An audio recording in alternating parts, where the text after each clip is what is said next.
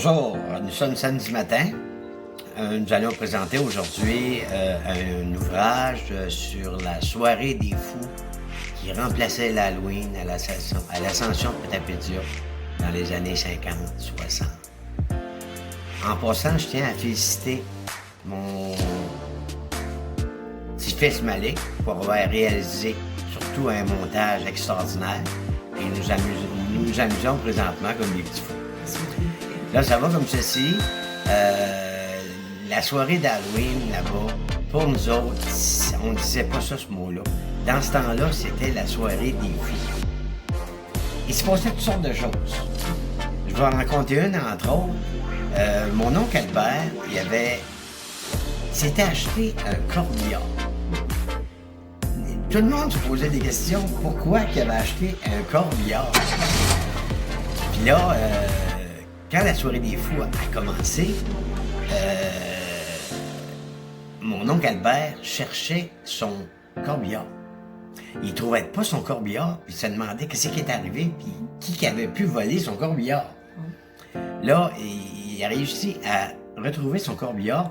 La gang de malades avait descendu le corbillard sur le nul, puis elle l'avait caché en arrière de la grange de mon oncle Louis Pinault. Ça, c'était une histoire. Mais il y avait toutes sortes de choses qui se passaient, comme les gens dans ce temps-là, ils ont vraiment ils ont cordé du bois. Ils ont beaucoup cordé de bois parce que tout le monde renversait les cordes de bois à l'époque. Tout ce qui bougeait ou quoi que ce soit, là, qui pouvait tomber, mais les gens s'en servaient pour faire tomber ça. Et puis, quand que la gang de fous qu'on peut appeler dans ce temps-là, il était habillé n'importe comment, on pouvait vraiment pas deviner qui était derrière le masque. Puis il y avait des masques que c'était comme des peaux de vache. Ils se mettaient une peau de vache dans le visage ou avec un crâne de tête de vache. Sérieux? Comment ça? Oui, parce que dans ce temps-là, il n'y avait rien. Il n'y avait pas de magasin. Le monde se débrouillait avec ce qu'il y avait sur place. Et puis moi, j'avais peur de ça. Je pense que j'avais à peu près 5 ou 6 ans. Okay. Et puis je me souviens, quand ça cognait à la porte, premièrement, il prenait le canne puis il frappait après le mur. Ah. Moi, je capotais. Sais-tu qu'est-ce que je faisais, moi? Qu'est-ce que tu faisais? J'allais me cacher autour du lit. Puis là, je rampais autour du lit. J'étais pas gros de toute façon dans ce temps-là. Et je rampais autour du lit puis je m'étirais la tête de temps en temps pour checker qu'est-ce qui se passait. Puis personne ne parlait, là. Ils ne pouvaient pas parler parce que la plupart du temps, on ne pouvait pas deviner qui était derrière le masque. Ça, c'était un moment qui se passait. Puis là, je vais t'en compter une par rapport à ça. Un matin, on s'est levé le lendemain de la soirée des fous. Puis on se demandait, on entendait un animal se lamenter. Là, on se posait des questions. Là, à un moment donné, on s'est rendu compte qu'il y avait un veau à mon père qui était rendu sur le dessus de la croûte. Comment ça? Ça, c'est un tour, là, que... C'est un tour C'est semblable. C'est méchant, mais pas méchant. Dans ce temps-là, il n'y avait rien de vraiment méchant. Fait que là, mon père n'était pas content. C'est sûr. Là, on a vu le veau sur la grange. Le veau, il était sur la grange, puis il se lamentait, il s'étirait, puis il regardait d'en bas, il avait peur de tomber. Là, mon père, il se grattait un peu la tête, il se calvait. Comment est-ce qu'on va faire? Comment est-ce qu'on fait pour le monter là, premièrement? Il devait être plusieurs pour monter le veau sur la grange.